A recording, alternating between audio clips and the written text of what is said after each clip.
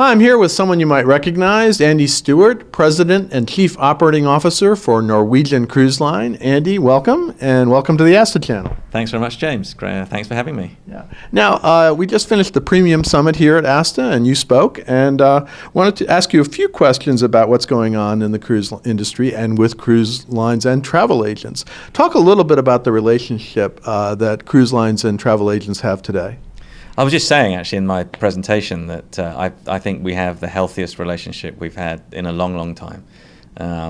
The distribution system has become increasingly important to cruise lines, and cruise lines have recognized that. And the way I see it, cruise lines are supporting travel agents better than they ever have. They're investing more money. They're providing better technology.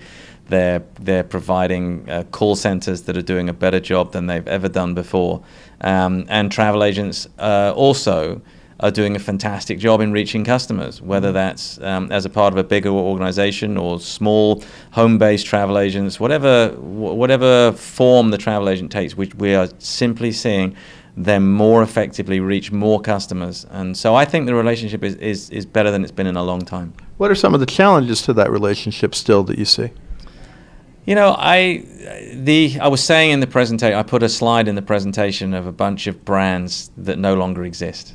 And, you know, Polaroid being one, Blockbuster being another. And my point of putting those slides up is that we're only as good as how we evolve. The consumer is going to make the decision about where they buy their next vacation. That's where the choice will be made. And they're going to make that choice to buy from someone who is relevant to them, someone who's adding value, someone who's making a difference, giving them something they can't just get by going online. And so it's vital that travel agents stay relevant and continue to look at what's happening with consumers, what are they looking for, and how are they going to continue to be relevant long into the future, so that we don't become a Blockbuster or a Polaroid or a company that today isn't there. Sure. Now, what are some of the trends in the cruise industry today? I mean, obviously, Norwegian's building more ships. You have, well, after this year, you'll have a ship a year being introduced, and you're getting some new brands in the market. What are some of the trends that travel agents should be aware of in the cruise industry?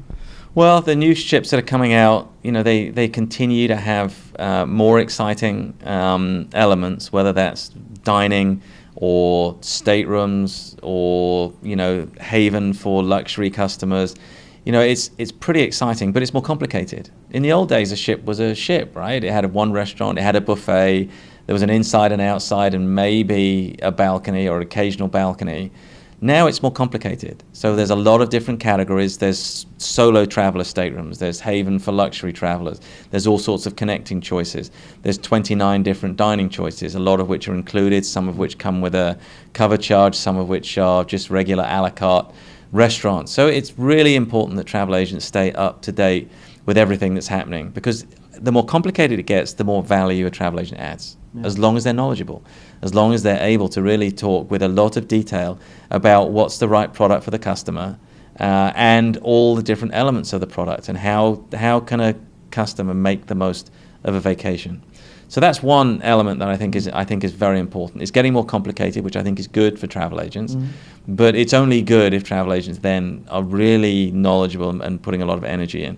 The other piece that's a big trend in our industry today is that cruise lines are talking less about price and more about value. And our current promotion, Free at Sea, we offer guests the choice between an ultimate beverage package, a dining package, Wi-Fi, and free shore excursions. And they get to pick for one of those four things. So it used to be the promotion was a 2-category upgrade. Right. And if a travel agent forgot to tell a customer that, it didn't really matter. It's a 2-category upgrade. But today it's a $400 beverage package. So we're adding incredible value. We're making the product more inclusive than it's ever been. But we depend on the travel agent to communicate that, to get it out to the customer. Because it's only good for us if it creates more demand. Yeah. And if it creates more demand, then that becomes good for us and the travel agent. It means a higher price, and it means a better commission. So it's so critical that travel agents really develop systems, if they have websites, develop technology that tells the story of this added value in an effective way. Otherwise, we're just giving away a $400 beverage package, and that's not going to be something that lasts a long time. Well, you brought up pricing, and I think there's some, you know, how is pricing and yields heading into 2016? Where do you see it going? I have to be cautious what I say, but what I will say is that I'm tremendously excited by the fact that the industry generally, and I'll talk for Norwegian, us specifically, are focusing on value, not price. We're really working hard. You see our ads, they don't even have a price in. It's all about the choices that guests can choose in addition to the cruise when they buy from us. And that, I believe, will lead to a very positive pricing trend.